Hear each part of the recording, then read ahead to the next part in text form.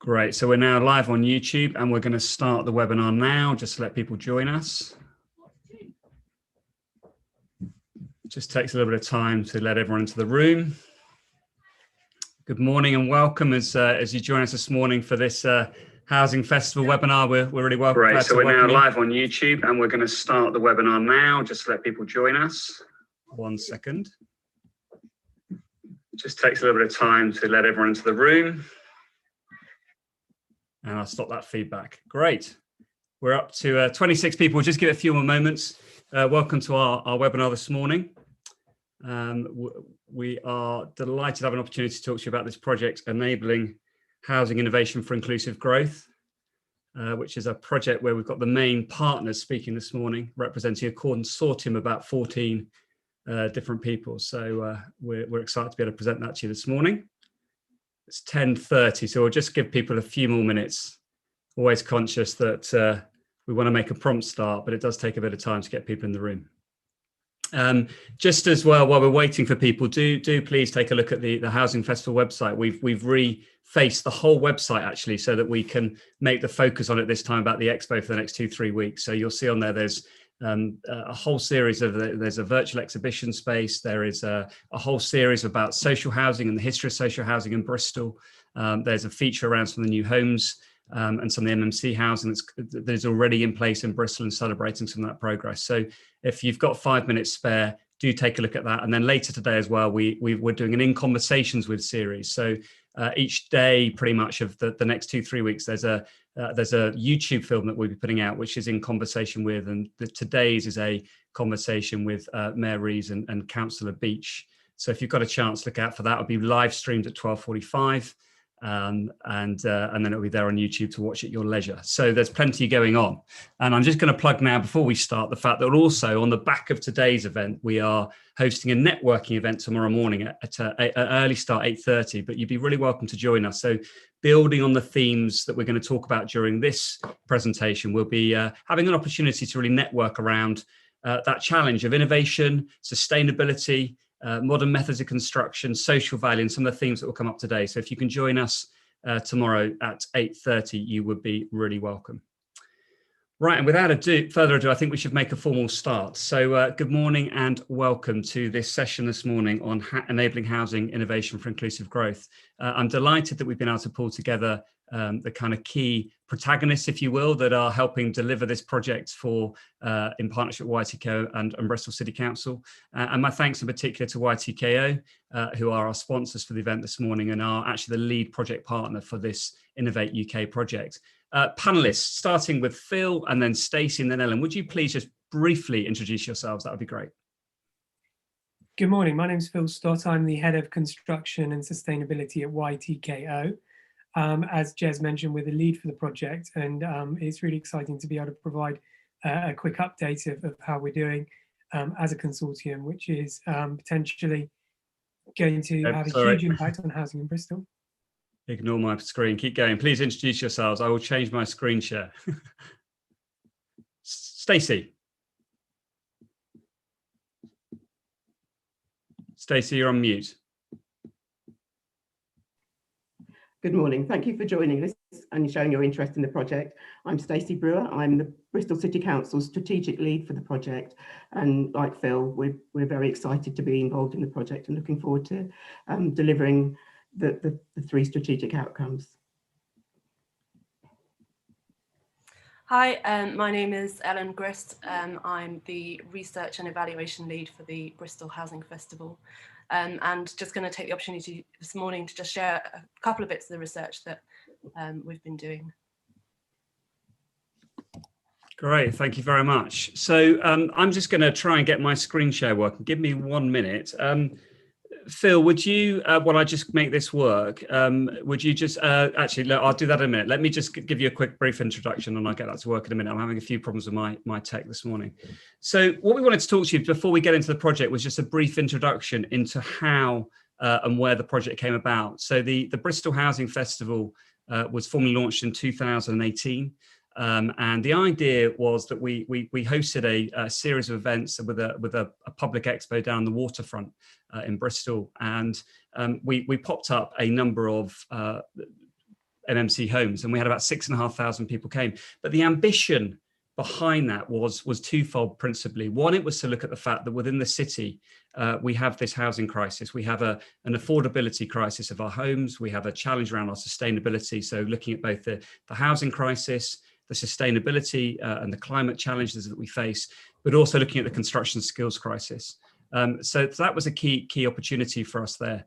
The other challenge there, I think, to talk about was that we recognized that there was a real need to look at how do you start to break down silos? So that how do we build together a conversation across the key stakeholders in the city? How can we really build that conversation together?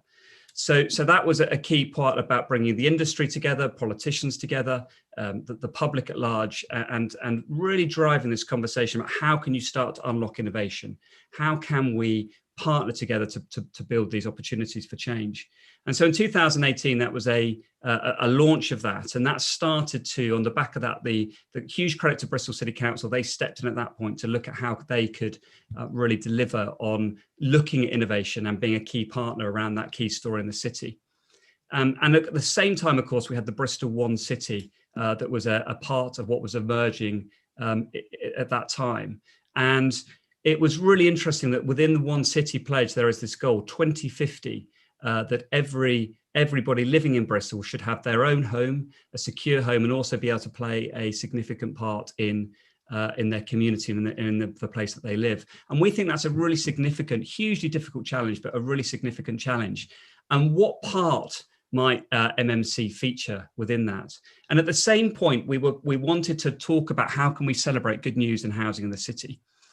So there was this positioning around we need to be looking both at as a festival about creating an umbrella. So often it feels that we see a lot of the talk around housing is quite binary.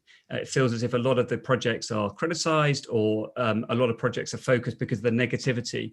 But we're not so good, perhaps, as an industry at looking at where is there good news. So the idea of the festival is to create this umbrella to celebrate good news for housing in the city. And within that, there's two elements that we're keen to focus on. One of those elements is very much looking at the physical. What is the technical story? What is the technical challenges around procurement, social value, funding, legal, planning constraints, national space standards? There's really important debate and challenge around the technical. But the other was the human story, always wanting to bring it back to how are lives being impacted? What is the story here and how we're building the homes that the city really needs? And so that was the concept of the festival. As those projects started to move forward, it was interesting that we were partnering with the council on this, and then there was a funding bid put into the LGA to look at some of those challenges practically. How can you start to safely scale and replicate some of these solutions, particularly looking at issues around procurement, but also looking at how, if you're going to partner with an organisation like ZPods, how can you justify and interrogate into that marketplace what it might be that you can deliver? So I'm going to hand over to Ellen now, who will just talk a little bit about that initial piece of LGA research that was delivered. Ellen. Thanks, Jez. So back in 2019, Bristol City Council were awarded this piece of grant funding from the local government authority, the LGA. It was part of the LGA's Building Council Houses programme.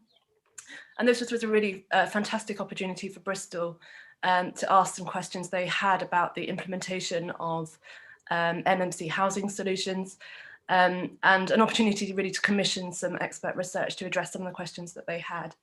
And so working with the Bristol City Council's HRA development team, in conversation, we identified two key areas of challenge that were known to be hampering the delivery of MMC housing in the city. And the two key areas that were identified as problematic, firstly, a lack of market familiarity, a lack of knowledge of what the options are, and a lack of confidence in the market to then deliver. And secondly, the current procurement systems were hampering innovation by precluding less well-established technologies and suppliers from bidding on tenders. So there were three questions that BCC posed at the outset of the research project, and that were these.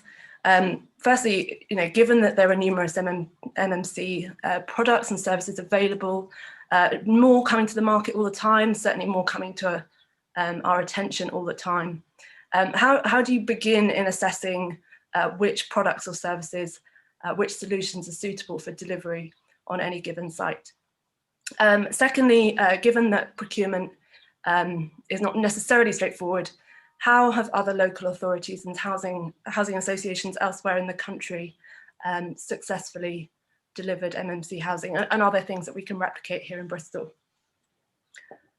And the third question was, are there examples elsewhere in the country where MMC has been used to deliver particularly high levels of social value? So that was the three questions. And then there were two pieces of research that were commissioned to address those questions.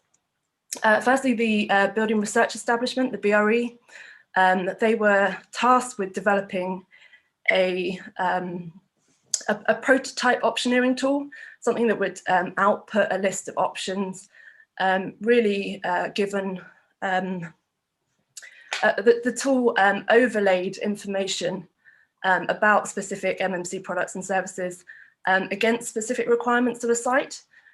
So just a really simple example, might say, how many units are you looking to deliver on your site and in what sort of timescale? And the manufacturing supplier would be asked to talk about their throughput and how many units they could deliver in any particular time frame. Bear with me.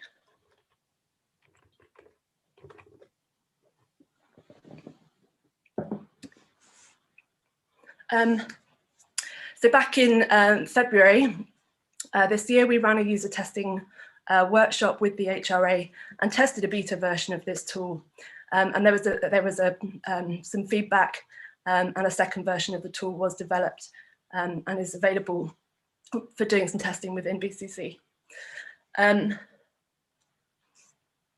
Secondly, as part of this programme, Arcadis, the consultancy Arcadis, were commissioned to identify and really start unpacking a number of case studies where MMC housing had been delivered successfully elsewhere in the country, particularly projects where there had been a particular emphasis on delivering high levels of social value. And off the back of this research, they produced a report which highlighted some of the some common procurement challenges that have been faced, and they made a number of key recommendations based on the successes and on the learning of other local authorities.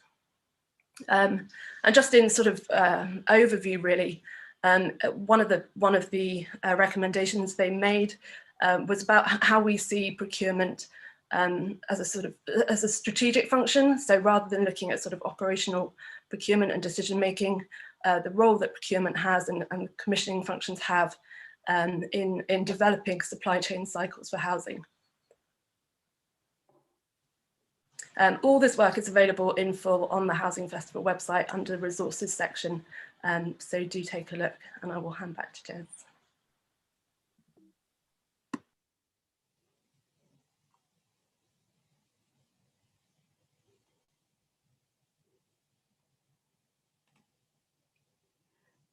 Mute. Sorry, Jez, you're muted.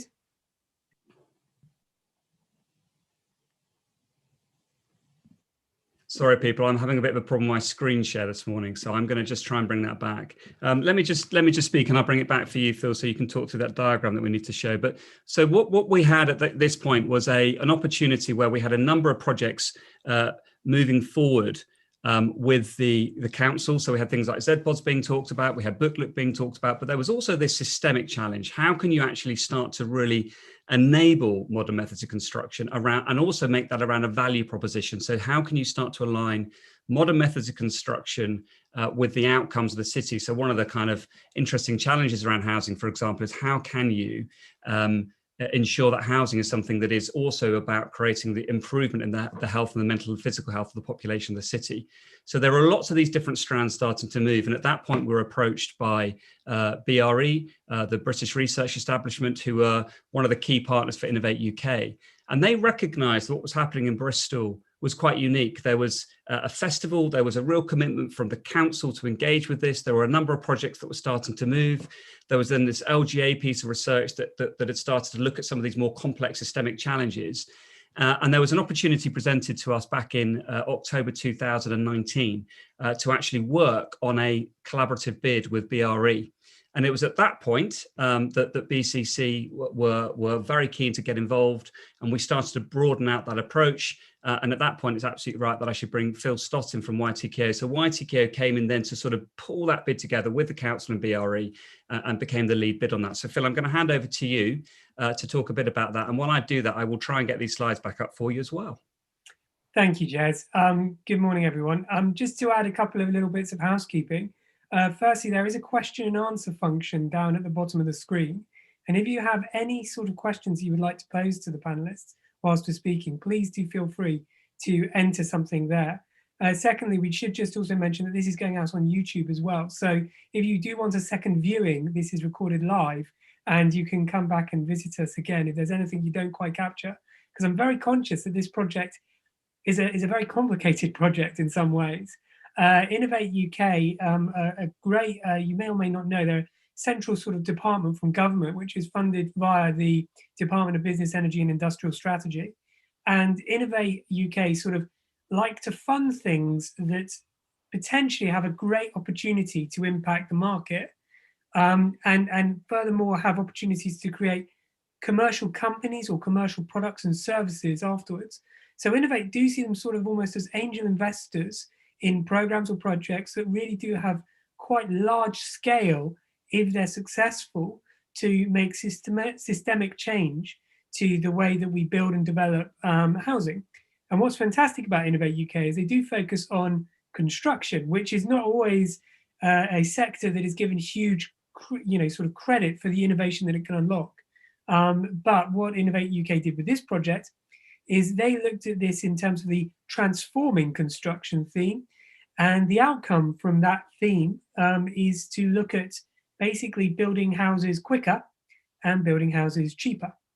So those are two fantastic metrics. And I'm sure in terms of the housing crisis, if you were to pull it down to the brass tacks, building houses quicker and building houses cheaper is majorly important sort of KPIs to meet. However, it really shouldn't be at the cost of quality, and it shouldn't be at the cost of energy efficiency, and it shouldn't be at the cost of social placemaking. So for us, this project represented an opportunity to bring together the Bristol City's approach to inclusive growth alongside housing innovation, hence the title, Enabling Housing Innovation for Inclusive Growth. Because what Bristol is potentially unique in is making sure that it doesn't leave people behind and it doesn't leave communities behind. So Bristol really wanted to bring that at the heart of the innovation. It didn't just want to build houses quicker and cheaper. It wanted to build houses that would be there for the long term, that met its sustainability and environmental commitment goals, and also help to diversify the workforce and create true inclusive pathways into construction. So all of that sort of ticked YTKO's boxes, and it was a real pleasure to be invited to get involved with the programme after the LGA research had been published. What the project does is it does three things, and this diagram on the screen at the moment that hopefully you can see sort of illustrates those three elements. It unlocks exemplar innovation. This project has got 9 partners who are all building housing using modern methods of construction, and that's sort of the modular homes that you may have seen on Grand Designs. And those 9 developers are all working in and around Bristol at the moment with the idea that these houses will be real houses that will be on the market and sold in Bristol or rented through the HRA or through housing associations. So these new homes that are being developed in this project are actually being done in a new way. When we've sort of heard about modular housing, when we've seen things like the Bristol Housing Festival with its live exemplars on the quayside down at Bordeaux Quay in Bristol, we've seen and thought, wow, those are really innovative. But the slight problem with those brand new houses that are going up is that they do require further innovation to make them cheaper. And if we can, because one thing that MMC housing does very well is it goes up very quickly. In some of these cases, you can see a house appear almost overnight on the back of a lorry. However, what they don't always do is stack up on the cost. So for us, this sort of innovation was about looking to support these housing developers to improve the cost and efficiencies of their builds so that these homes were going up quickly and cheaply. Furthermore, they also wanted to explore the environmental impact of these homes. And in some cases, we've got developers who are building at passive house standing and also at carbon net zero standing, which means that these homes should hopefully be generating energy at a more increased amount than they're costing the homeowner. Therefore, instead of facing bills of around about £1,300 a year, these people might be facing bills at a much reduced cost, maybe £200-300 a year. And when some of these homes are in social value, in sort of the social sector, that's a huge saving for the potential tenants. So for us, it's about unlocking these 9 developers to undertake that activity. Those 9 developers, I should also mention, do have some of the largest and some of the smallest, but I know Stacey's going to speak a little bit more about them individually. The second piece was the council innovation enabling model. And this model is basically Bristol being super brave and stepping forward.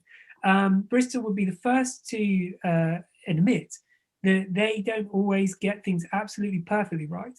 And what's more, they're so committed to delivering and tackling this housing crisis in Bristol that they have decided to look at themselves and see how they can improve internally.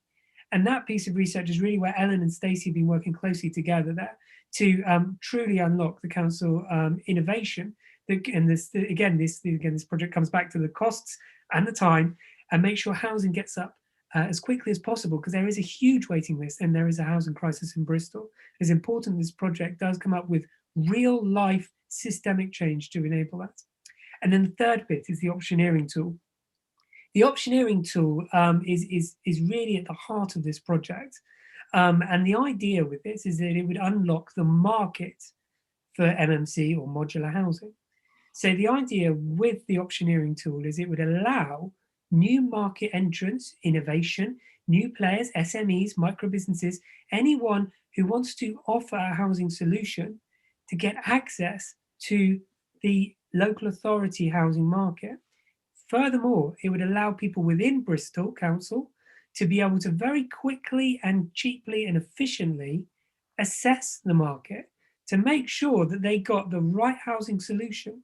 All of these MMC developers, you might think, oh, they're just doing all modular housing. They're doing very different types of modular housing. And actually, they have different metrics. Some of those metrics are around cost. Some are cheaper than others. Some go up more quickly than others. Some can offer a full turnkey solution. Some just add little bits to the sides of developments. And some perform at passive house standard. Some have a huge array of microgeneration renewables. Some have social value indicators around local employment. And all of these elements come together in a huge database to allow people to very quickly make informed decisions on what developments should do in terms of social value, in terms of speed, in terms of cost, and in terms of quality. And also, it allows them to assess a market which is changing from a day to day. The cost of producing a house will be X amount in 1 year. Next year, it will be cheaper. It will be more efficient. It will be greener. It will use local labour and offer local communities opportunities to grow. And these changes need to be tracked and checked so that the council can make really good decisions on which developers they use in an open and fair, transparent procurement process. So for people who've always said, and there are developers who we've seen say this, who say, actually, I don't work with the council because I don't want, I can't work with their systems, I can't work with their processes. We're biting that bullet early and we're changing to make sure that they can. And from the council's side, there's a real commitment to make sure that they can work with the brightest and best innovators in and around the west of England. So in this project, which is only a short project, it's only 18 months, it'll be finished this time next year, we should have hopefully made a real systemic change to how housing is delivered in Bristol. So I'm sure I've waffled on past my time. I'm going to pass back to Stacey now, who's going to talk to you a little bit about the developers, those people, those 9 developers who are working on the exemplar innovation.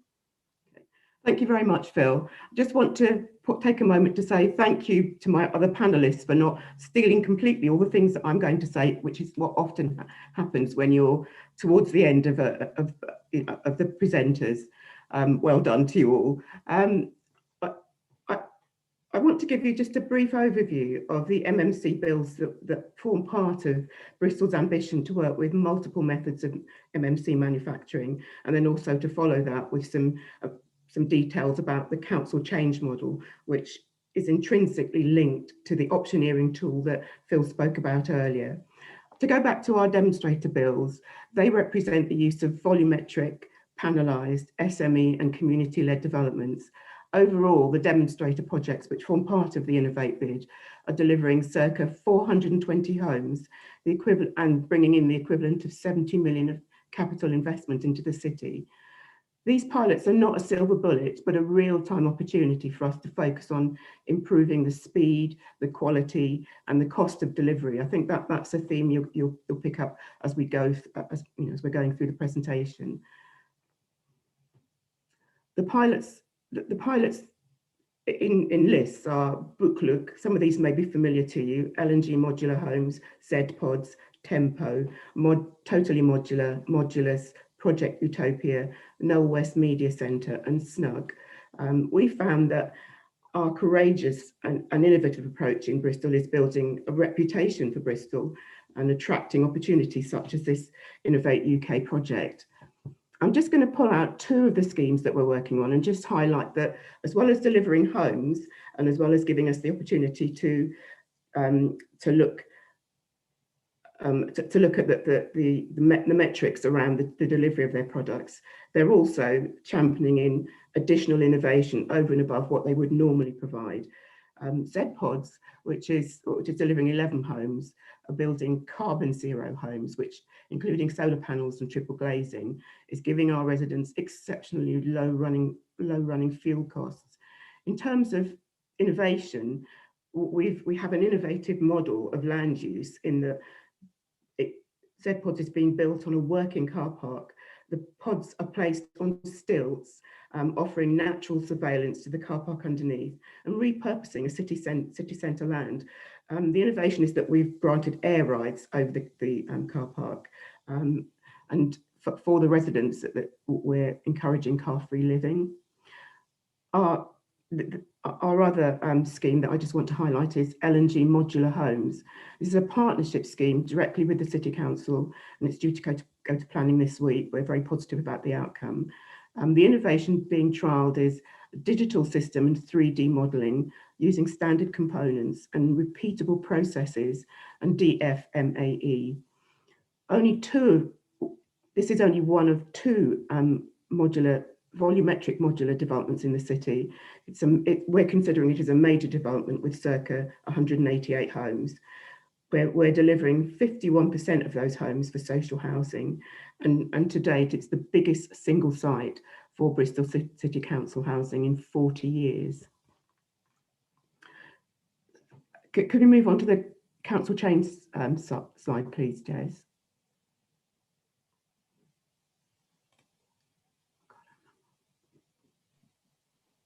Yep, that's there. Brilliant. Okay, thank you. Oh, sorry, now I've got IT issues. Right, okay. My colleagues have taken you into a deep dive of the IUK project and its three main desired outcomes. For the council, it's delivering the council a change model.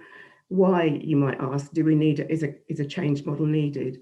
I would say that anyone who has ever been through a change process, either around service delivery or a cultural change within an organisation, know that one of the important things around implementing change is having that vision, having an understanding and a clear process for implementing that change. It's clear that the journey we're embarking on is one of innovation and change.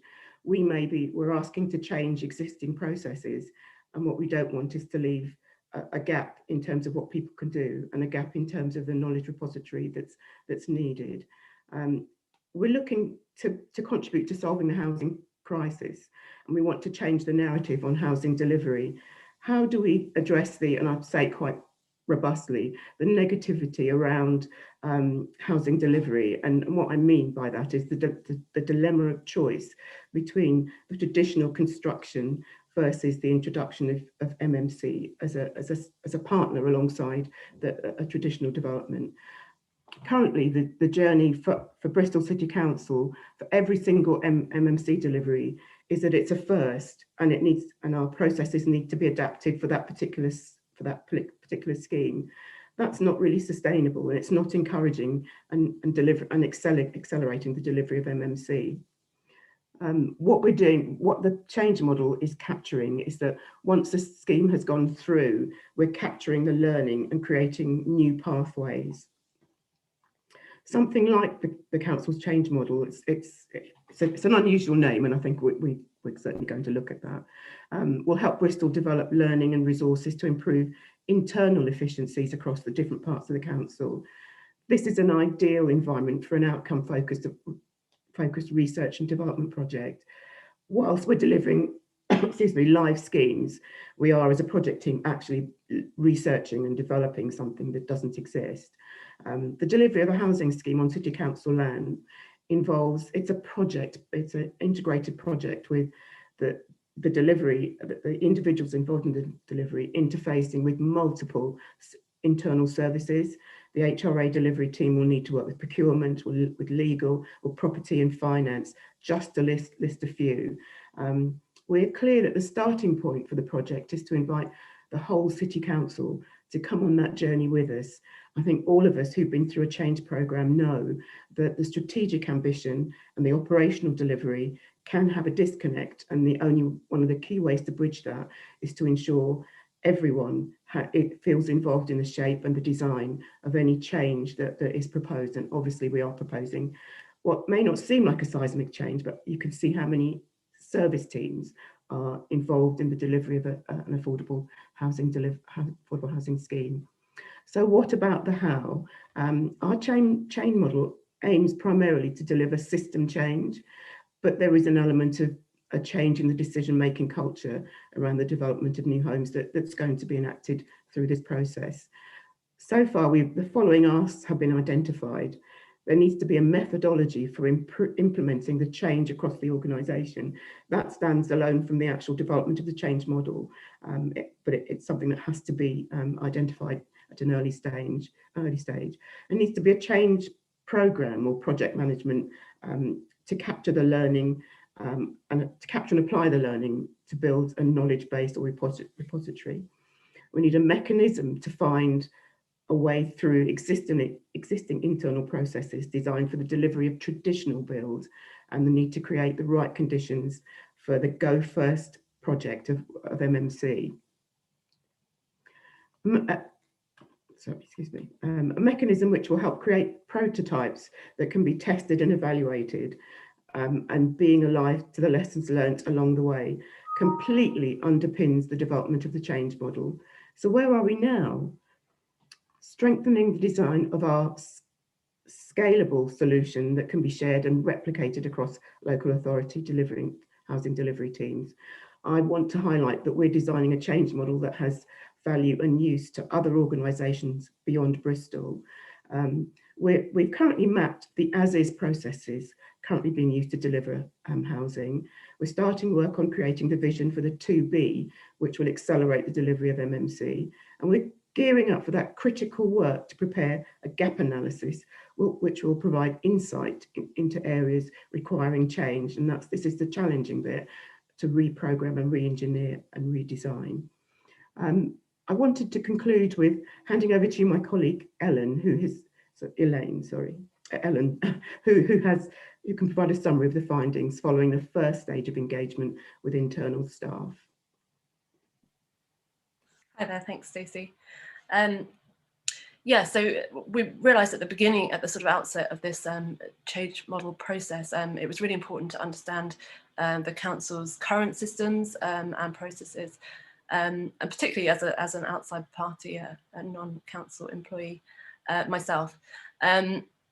So I've over the last few weeks, I've been conducting a series of interviews, 12 interviews to date, with operational staff within the council, those individuals that are involved in housing delivery processes, some of them traditional and some of them MMC projects to date. And it's been really interesting to get a better understanding of not only the sort of formal systems and processes by which housing is delivered, but also people's experience of working on those projects and going through those processes.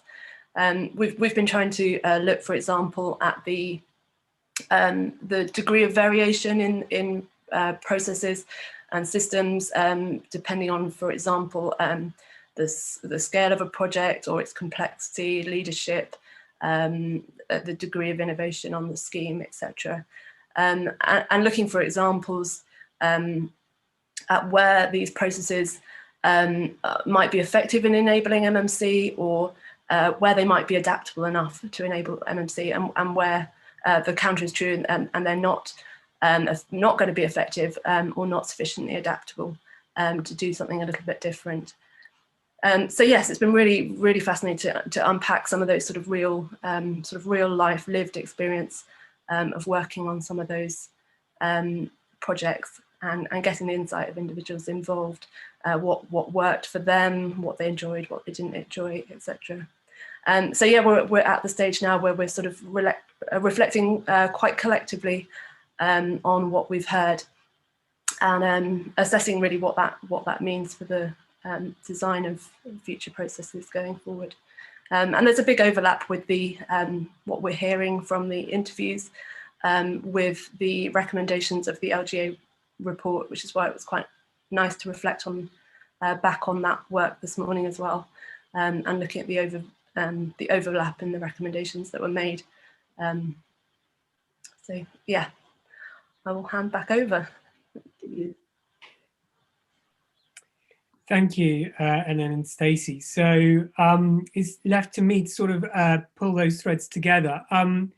Again, I would say it's great to see the first few questions coming in at the bottom. Please don't be scared to put something up.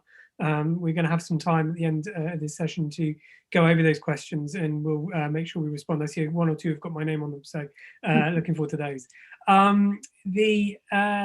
The projects like this, which do have research in them and can seem probably from the outside to be slightly like we're sort of disappearing and having researchy chats and then developing various things which live inside the council. Maybe it does appear to be a little bit internal or sort of facing. However, what's great about having YTKO leading, which is a private organisation leading these sorts of programmes, is the partners recognise there's a need to get these things out there and have an impact. And my biggest fear with these projects is that you get investment from government, but you don't change anything.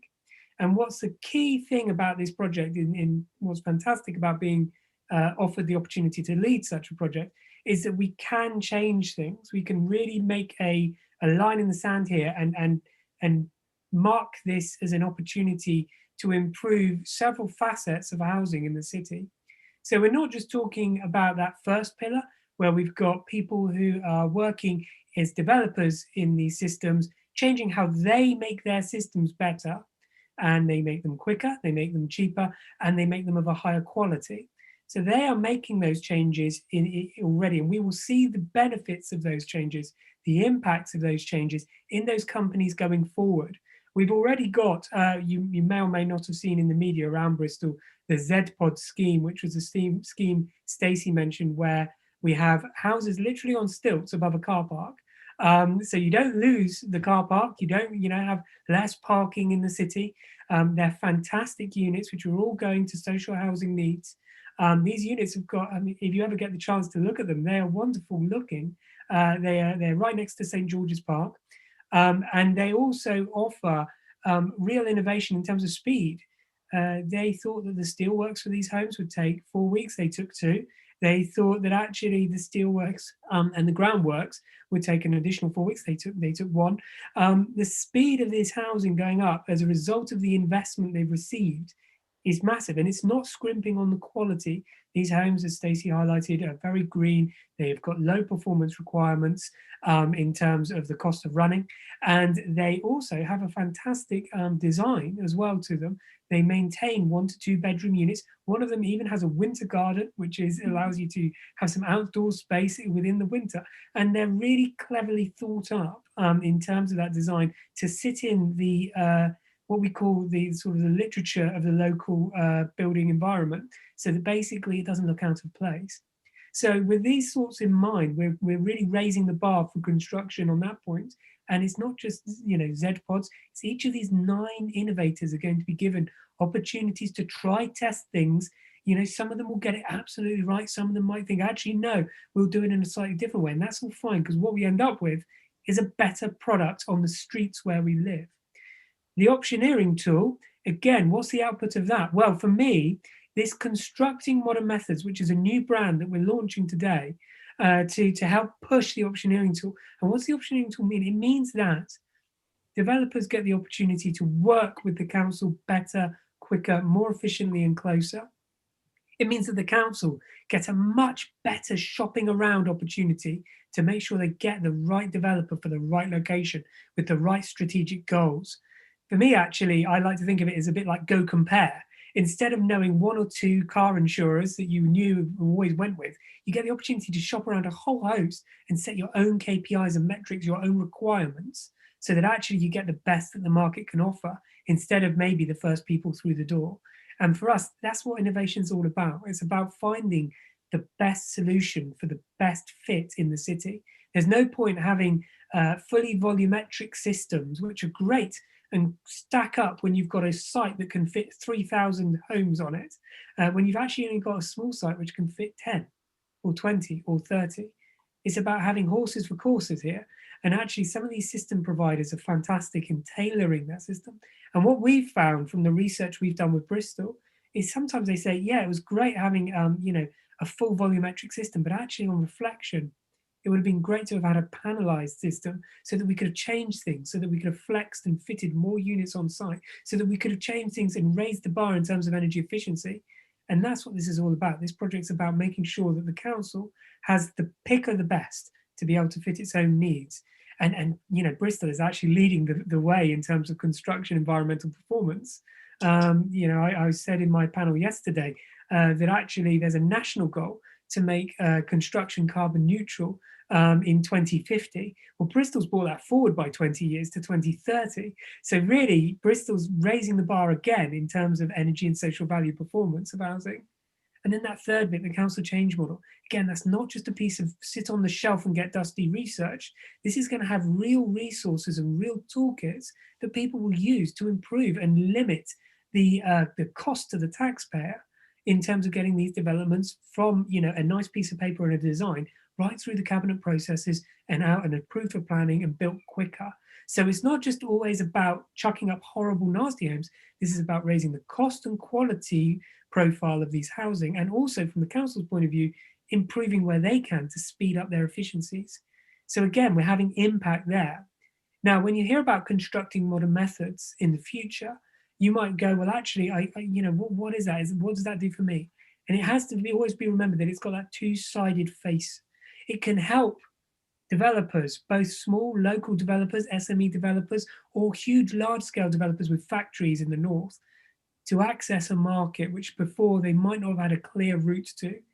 From the council's point of view, it provides really robust, credible data, which allows them to make an informed decision, which, you know, in 10, 20 years' time can be looked at again and said, yes, we made the best decision, and it's robust and transparent, and it shows a real responsibility with public funds. And then the third piece is, as well, is it allows a drive for improved social value performance. You may or may not have seen the Bristol City Council's Social Value Toolkit, which is available at the moment on their website. And that's based on something we call the TOMS, which is a setting of criteria around different elements of social value. So you've got things like environmental performance, you've got things like sort of local employment and skills needs, and then you've got things like air quality and slightly intangible social value elements. And the best thing about that is it really holds construction companies to account to improve their performance and their impact on the communities where we live. So one of the things that we're looking at as part of this project is raising the bar again on social value. Are those the right things? Are those still the right things given an MMC developer opposed to a traditional build? And actually, can we change things and improve and look up different metrics so that we really do drive for inclusive growth? One of the things that's missing from the TOMS is a diversity angle. For me, I really want to start measuring that. I want to make sure that Bristol not only exceeds the 20-30% of BAME residents, but make sure we actually smash that in construction, where construction unfortunately is a 94% white male sector. We want to improve that. We want to make sure we have better gender diversity and also inclusivity in different communities around the city. And that's all about breaking down pathways and improving the skills opportunities. So for us, this project's not just about the housing and the innovation in the housing, it's also about creating those long-term pathways so that when we come back in 10 years' time, we can see these great performing homes that went up, but we can also see the fantastic communities that have thrived and created jobs, particularly in the current climate, for the future. And these are long-term career pathways. So CMM will probably start off being a little bit internally council-y feel, but in the longer term, hopefully it'll come to have a meaning for not just the construction industry, not just the councillors who make use of it, but also for the communities who actually see these homes going up around where they can thrive. So hopefully that sort of explains a bit about the longer term goal for this project, and hopefully some of these questions that we'll now get onto will help to fill in any blanks that have come up, because it is a complicating project, and I fully look forward to next year being able to show you the actual CMM tool that you can see how it works and have a play with yourselves. Great. Well, Phil, thank you so much. Ellen, Stacey, thank you so much. We have got quite a few questions, so I'm going to try and rattle. We've got about 15 minutes to try and tackle some of these. And I think just the context of this is we're looking at using these 9 different methodologies to not look at those piecemeal, but to say, how can you use those to create that learning? And then that, of course, is about this council change element, but also about the sort of the ability to interrogate the market and drive those sort of objective-led outcomes, using things like the social value to ensure we're looking at the wisdom of that decision making and what the right kind of typologies and systems to use within the city. I'm going to go first to one of I think a great question from Joss. Joss Hillwood says, Phil, when you say cheaper housing, do you mean whole life cost? The last thing we need is cheap, low quality housing, and how are you going to deliver and measure this? So I think that's really strikes right to the battle over our future housing. And perhaps Phil, if you start, and then maybe comments from others in the panel too. Thanks, Jez. Yes, great question. When we started this project, it's actually changed a little bit, but when we started this project, it was really clear that when you built a house, MMC, modern methods of construction, modular homes, didn't always stack up on cost compared to traditional build. But where they did win over was when you took the whole life costs. Now, I've spent the best part of 10 years on government panels talking about something called the performance gap, which is where you say a home should perform like this. And actually, when it's built and when people are in it, it performs like that. Now, that can mean that you design an EPC A-rated home, you design a passive house standard home, and it can perform 5 times worse once it's built and once you put people into it. Now, there is an issue there around how people use homes, but it's also actually around the construction process of that home. And where MMC really pulls up trees is because you limit the opportunity to make mistakes on site. You limit the opportunity to have what we call thermal bridges, which is basically leaky gaps in the building envelope, which undermine the performance of the building. And therefore, you end up with hopefully a smaller performance gap, which means that when we're looking at whole life house costs and maintenance costs and energy performance costs, we actually get a much better picture with an MMC home than we do with a traditional built home. So for me, this is where MMC really does stack up in terms of whole life cost. And also, when we're making decisions in the council and we're looking at how homes can be built and where we want to make, cheap, affordable housing, but really high quality, then there is the opportunity to do that with MMC. Stacey, Ellen, anything to add to that response? No. Great. I think all I'd add is just this this sense, absolutely, that what we aren't. MMC is a tool, and in the sense that it's a methodology to build. Of course, it could be about building cheaper, poorer quality homes. And I think the point of aligning it with the council in terms of its strategic objectives, in terms of its carbon agenda and its clean air agenda, is recognizing that the way we cost things or the way we value things is much more than just the price. And of course, MMC at the moment is not necessarily a cheaper product, but if we want a better quality product, aligning with the social value of that and the longer term outcomes, and obviously the whole life cost is part of that changing the methodology, how we deliver and drive that through the system. I'm going to move on. So another question I think is worth looking at here, which is interesting. Ellen, we've been asked here that interest in the sort of prototype procurement it's referred to, I think, which is around this sort of decision-making interrogation of the market that you refer to the LGA work. And of course, that work then was what bridged into the work for the auctioneering and the constructing modern methods. And just a question here that says, will that be made public, the research, and what are the timescales? And also, can you just reference again where people can read more about that work and the LGA research? Yeah, so the LGA research is all public already, and the project was finished in February this year. So if you go to the Housing Festival website under the resources tab, there's in fact 3 reports in that series that cover the full breadth of that piece of LGA research, and one of them being the BRE one the Arcadis report about procurement, and one a sort of overview of the whole project. So yes, you can absolutely find that already. Great. And Phil, do you just want to comment on that about how that sort of research has helped inform some of the constructing modern methods, the auctioneering thinking?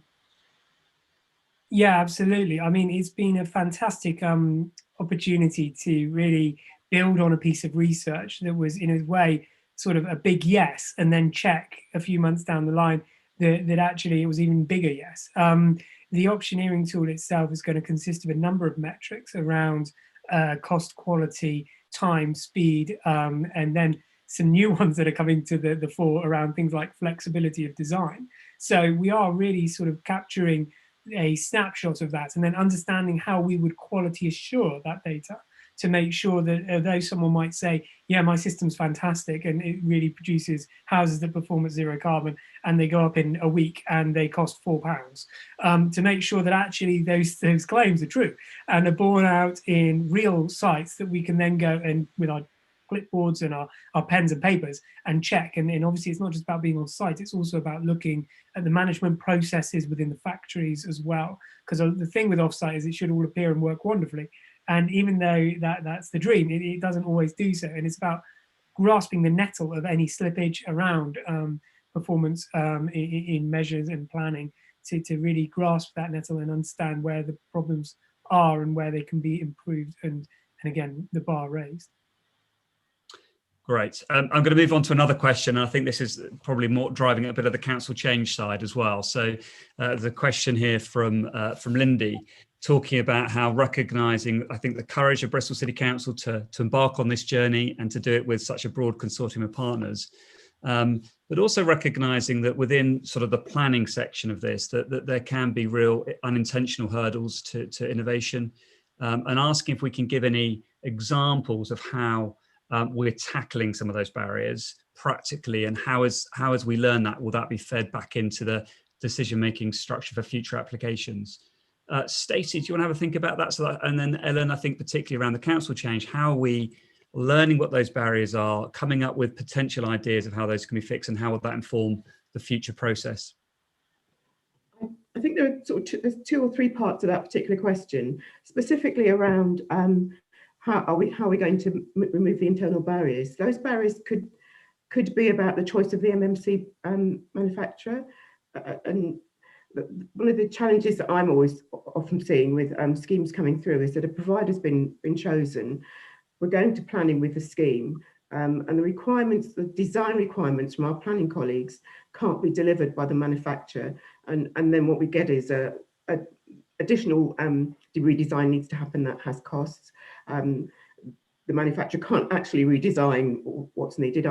One particular example I'm thinking of is where a modular designer developer couldn't deliver anything but their specific model, which was single aspect, and that's in our planning design terms, that's not viewed as acceptable. So there's an element of overlaying on our planning policy an absolute in terms of what needs to be delivered, and then you've got a battle going backwards and forwards about how things need to be redesigned, or if a development is angled at the wrong way as far as our planning colleagues are concerned, and the manufacturer can't manufacture a product that delivers that, then you have delays and sort of negotiations to take place. So in those instances, that's not a fault of the planning policy process. That's simply an area where we can look at. And I think Phil would probably agree with me that the choice of the auctioneering tool will try and iron out some of those barriers that get hurdles that get hit if the manufacturer chosen maybe not be able to deliver what's needed on that particular site. They've been chosen for a different reason. And the auctioneering tool, hopefully, or the intention is that it will produce the business case that says these two providers match as close as possible what's going to be required on that site. There may be a manufacturer that can, it's very sensitive to redesign. And in that case, if you've got a site that's particularly sensitive, then they would be the perfect match. If you've got someone who's fairly rigid in what they produce and you're putting it onto a site that has, you know, levels, issues and all sorts of problems that need sensitive redesign, then you're stuck with a partner that isn't going to be able to assist you. That said, we are going through each of the different processes that a partner has to go through or department has to go through, and then using the cases that we've already dealt with or just our knowledge, we'll look to see where there could be potential barriers, and the gap analysis will show us where we need to look to see if we can re-engineer, reprogram, to redesign our policies. Planning policies obviously is outside of our internal policies. That's a national policy. So we might be looking at how we work with those on the basis that this is an absolute. How do we work with it, rather than we don't like this, how are we going to change it? We, in the first instance, in the timescale we've got, we'd be unlikely to achieve that. Yeah. Not sure if it fully answers the question, but it's the bit that I've been involved in. If I can just add one thing to that, I think to say that what's really interesting is the council set up a kind of one-stop shop approach for this project with a really broad spectrum of different departments. So looking at planning and housing enabling and HRA and city design and that broader spectrum. So one of the problems that we're trying to tackle is how can you bring all these people together to really align with the strategic objectives, understand where those barriers to entry arise with the R&D and the innovation element of MMC, and then start to socialize and create institutional confidence and experience to both know the market and interrogate it, which of course then feeds into the auctioneering. So I think we're learning, we've got more to do, but these 9 sites are giving that, I think, ability to really engage, interrogate and understand and create that confidence that's needed. And I think that will feed back then into decision making. So I think that's good news. I'm conscious of time. I'm going to do a quick final question, if I may. I think this is an interesting one to end on. So question here from John says, much of the problem at the moment is the R&D front loading, which is often prohibitive to SMEs. How do you enter into that market?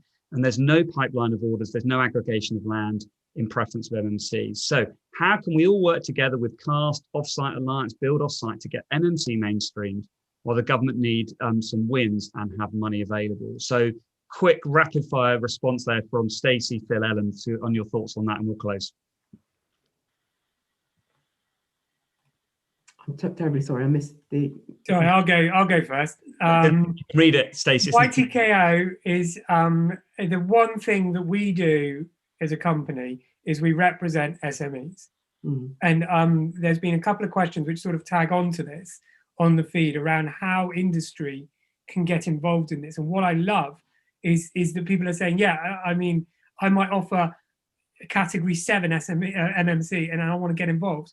And I think you may or may not know that MMC offers different types of build categories. So you can have people who have an entire house that appears on the back of a truck out of a factory. And then there'll be individual companies who go, yeah, we offer a digital design, but maybe traditionally built. And that is also a modern method of construction. And we want to hear from you all. So I'll get, as part of Jez and his colleague Jesse, to send around an email address that you can get back in touch with me on after this session to all of the attendees, so that if you want to be involved, please do get involved. Because what's absolutely crucial is we represent the needs of all of the supply chain here. And we make sure that everyone in the supply chain has an opportunity to win work with Bristol City Council. So please do get in touch with us, and we'll then start to talk to you about where you can fit in and how you can work with others. Because what we've got is an industry that is innovating out of all proportion, And it's fantastic. And what we don't want is people to be left behind or not given a fair crack of the whip to get access to these sites. We have a local authority, we've got a combined regional authority, and we've got 250 other local authorities around the UK who are all in a housing crisis. And we have a supply chain which is innovating like I've never seen the construction sector do before. And it's about us working as the middlemen. It's about Jez. Jez's day job is basically fixing industry to help communicate the needs of the council to industry, and then helping industry work closer with the council. And it's these individuals who are going to make the real difference and really solve the housing crisis. So we need the innovators, we need the small businesses, we need the local supply chain, we need the national providers, and we need to work as the glue that can bring all of these people together and work really hand in glove with the local authorities. And that's really what this project is trying to do. So by all means, please get in touch, drop us emails, call us, shout at us. It's fantastic. Well, that was not quite the quick fire response I hoped for, but it was a great response. So no, that's brilliant. And I think actually that's a great way to round it up. So what I would just say again is there is an opportunity to network around some of these themes tomorrow at 8:30. We've got a networking event. Do have a look at the Housing Festival website, because actually there are other questions. I'm going to capture these and we'll try and respond to them and get back to them. There's some great questions about social value placemaking and other issues there as well. So just thank you to YTKO for sponsoring today. Thank you to the participants for joining us. Thank you for our speakers. You know, the whole point of the Housing Festival is we're doing this together. And I think Phil's sort of cool there to say, look, join in. If this is about, it's going to take an army to change the system. And we need a lot of that shared wisdom. So thank you for joining us. And we look forward to hopefully engaging with some of you again, both at tomorrow, throughout the rest of the festival, but also actually as we see Bristol take a real leadership position on how we deliver the homes that we need and how MMC can be part of that solution. So thank you to my panelists for speaking today. Thank you for joining us, and we look forward to connecting with you all again very soon.